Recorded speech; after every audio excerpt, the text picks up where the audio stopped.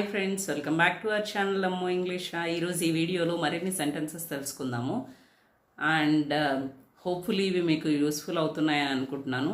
ఈ వీడియో చివరి వరకు చూడండి. నచ్చితే ఒక లైక్ చేయండి, షేర్ చేయండి, అలాగే మా ఛానల్ని సబ్స్క్రైబ్ చేసుకోండి ఫ్రెండ్స్. ఫస్ట్ సెంటెన్స్ వచ్చేసి, ఆమె వేకువని నిద్రలేస్తారు. She gets up early in the morning. అంటే అది రోజు జరిగే యాక్షన్ కాబట్టి గెట్స్ అప్ అంటున్నాం అనమాట. నేను సోమవారం అక్కడికి చేరుకుంటాను. I will reach there on Monday. నీవు 3:30కు వచ్చావు.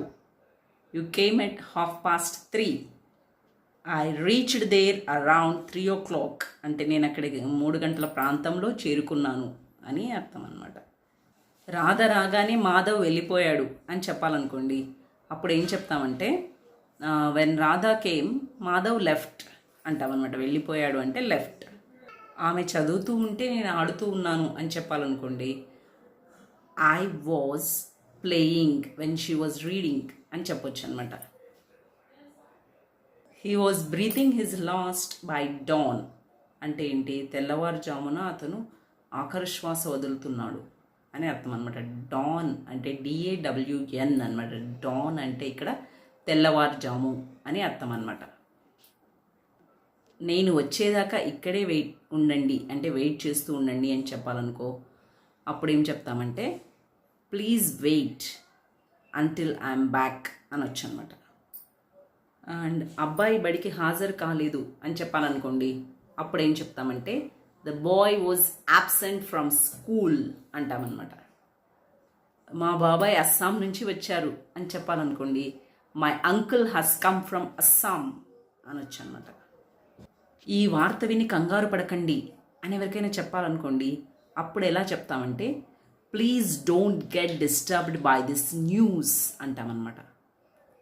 అండ్ మీరు సాధిస్తున్న ప్రగతి చూసి నాకు తృప్తికరంగా ఉంది అంటే నేను బాగా సాటిస్ఫై అయ్యానని చెప్పాలనుకోండి.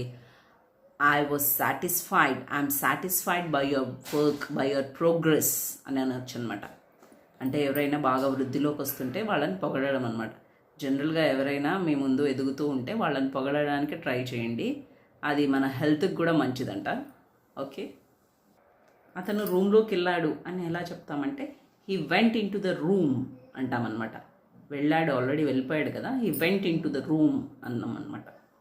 అక్కడికి వెళ్ళి తీరాలి అని ఎవరైనా అంటున్నారు అనుకోండి, అంటే అక్కడికి వెళ్ళి తీరాలి అని ఎందుకు అంటున్నారు అని ఎవరినైనా క్వశ్చన్ చేయాలనుకోండి. అప్పుడు మనం దాన్ని ఇంగ్లీష్లో ఎలా చెప్తామంటే చూద్దాం. Why are you bent on going there. అంటే బెంట్ అంటే అక్కడ పట్టుబడుతూ ఉన్నారు ఎందుకు అని అడుగుతున్నాం అనమాట. Bent, PENT. అండ్ ఈ వీడియో మీకు నచ్చిందని అనుకుంటున్నాను. నచ్చితే ఒక లైక్ చేయండి, షేర్ చేయండి, అలాగే మా ఛానల్ని సబ్స్క్రైబ్ చేసుకోండి ఫ్రెండ్స్. అండ్ మా ఛానల్ పేరు గుర్తుండే ఉంది కదా, అమ్మో ఇంగ్లీషా. Bye bye.